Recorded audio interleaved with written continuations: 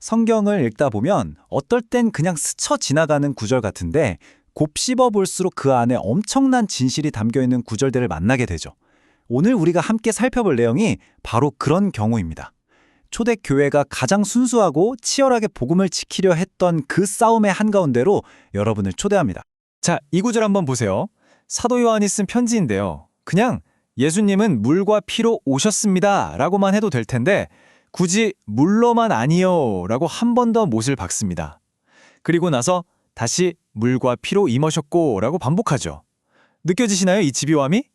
마치 나이든 노사도가 사랑하는 성도들에게 얘들아, 다른 건 몰라도 이것만큼은 절대 헷갈리면 안 된다 하고 간절하게 외치는 것 같지 않으세요? 도대체 물과 피가 뭐길래 요한은 이렇게까지 했을까요? 네, 바로 이 질문이 오늘 이야기의 핵심입니다. 물은 뭐고 피는 뭘까? 그리고 왜 물만으로는 안 된다고 했을까?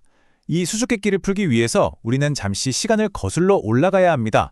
요한의 기억 속에 아주 생생하게 남아있는 그가 직접 두 눈으로 목격했던 한 역사적인 순간으로 말이죠.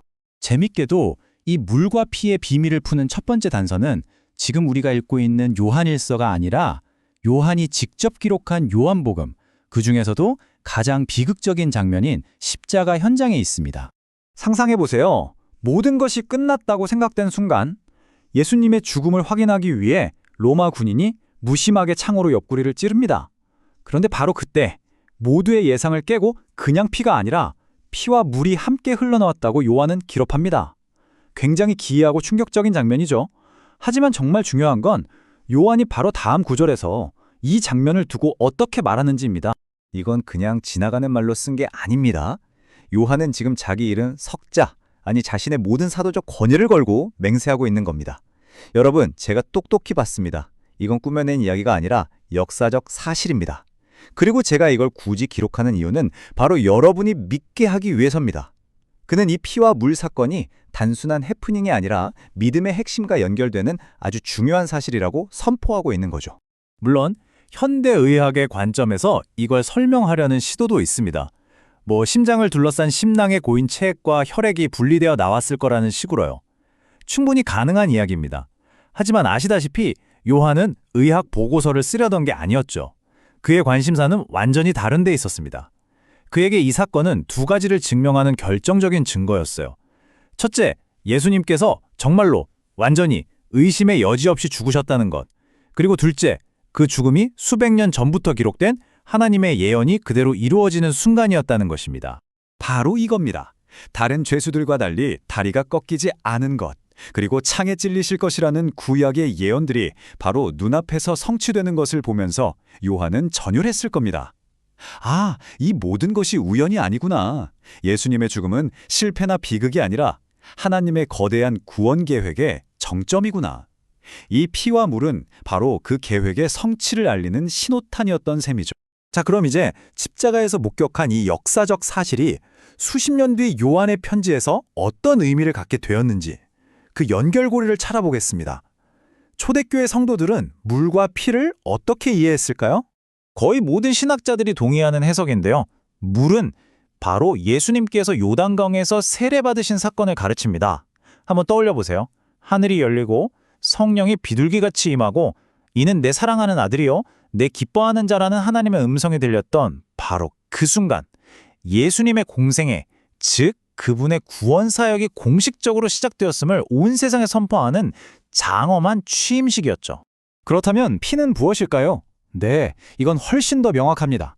성경에서 피는 생명, 그리고 죄를 씻는 희생제사를 의미하죠. 바로 십자가입니다.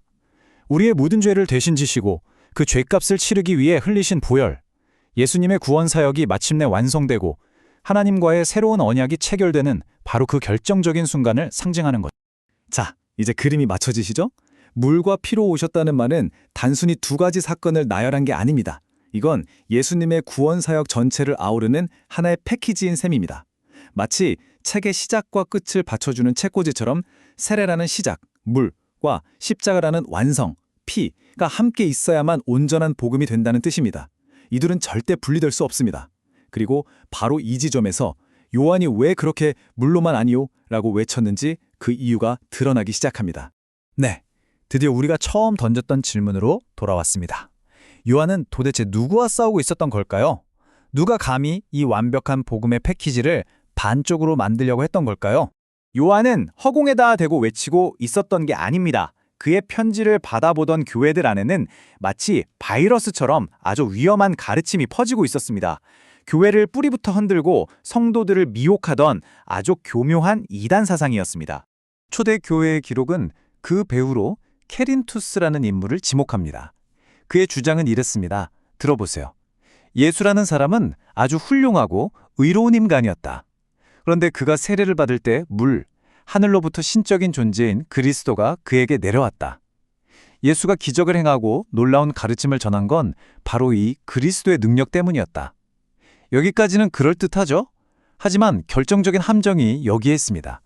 십자가에 못 박히기 직전 그 신적인 그리스도는 인간 예수를 떠나 하늘로 돌아가 버렸다. 결국 십자가에서 고통받고 피 흘려 죽은 것은 신적인 존재가 아니라 그냥 인간 예수일 뿐이라는 겁니다. 보이시나요?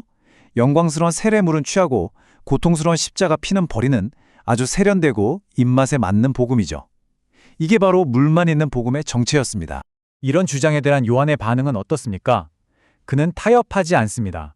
점잖게 타이르지도 않아요. 그는 단호하게 선언합니다. 그건 거짓말이라고.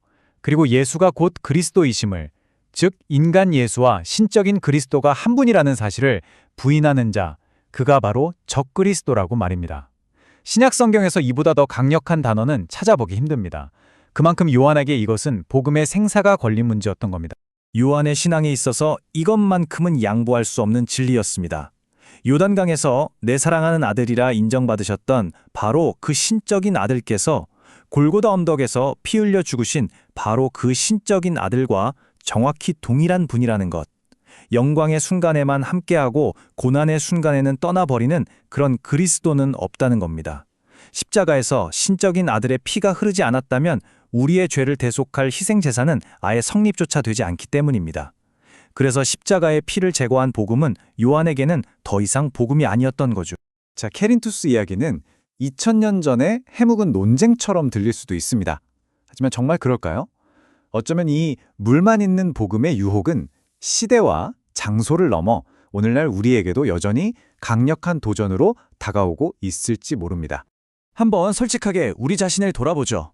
우리는 예수님의 어떤 모습을 더 좋아하나요? 우리에게 지혜를 주시고 병든 자를 고치시고 사랑을 가르치시는 예수님, 생수를 주시는 예수님은 정말 좋아합니다. 하지만 피에 대해서는 어떻습니까? 죄, 심판, 대속적 죽음. 이런 단어들은 왠지 좀 부담스럽고 불편하게 느껴지지 않나요? 그래서 우리도 모르는 사이에 듣기 좋고 편안한 예수님의 모습만 취하고 십자가의 불편한 진실은 슬쩍 옆으로 밀어드는 우리만의 물만 있는 복음을 만들어가고 있지는 않은지 돌아봐야 합니다. 하지만 사도 요한은 시대를 초월하여 우리에게 경고합니다. 십자가가 빠진 복음은 아무리 듣기 좋아도 결국 우리를 구원할 능력이 없다고 말입니다. 왜냐하면 예수님의 가르친 물이 우리가 가야 할 길을 보여준다면 그 길을 갈 수 있는 자격을 주는 것은 오직 그분의 희생적인 죽음, 피이기 때문입니다. 우리 삶의 가장 근본적인 문제인 죄의 문제를 해결하는 유일한 열쇠가 바로 십자가에 있기 때문이죠. 자, 오늘 여정을 한번 정리해 보겠습니다. 모든 것은 요한이 십자가 밑에서 목격한 하나의 실제 사건, 피와 물에서 시작했습니다. 이 역사적 사실은 곧 예수님의 사역 전체, 즉 세례, 물에서 십자가, 피까지를 아우르는 심오한 신학적 진리가 되었습니다. 그리고 요한은 이 진리를 무기 삼아 예수님을 반쪽으로 만들려는 위험한 이단에 맞서 복음의 심장부를 지켜냈죠. 그리고 마침내 그 도전은 오늘 우리 앞에 놓여 있습니다. 우리는 과연 복음의 모든 것, 물과 피 전체를 끌어안고 있는가 하는 질문 말입니다. 결국 요한이 그토록 물과 피를 고집했던 이유는 우리에게 아주 근본적인 질문을 던집니다. 우리의 믿음은 어디에 뿌리 내리고 있는가?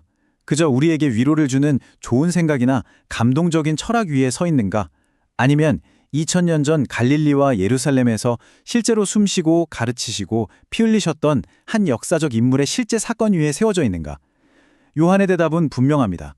우리의 구원은 추상적인 개념이 아닙니다. 그것은 요단강의 물과 갈보리 언덕의 피로 증명된 역사적이고 완전하며 유일한 실제입니다.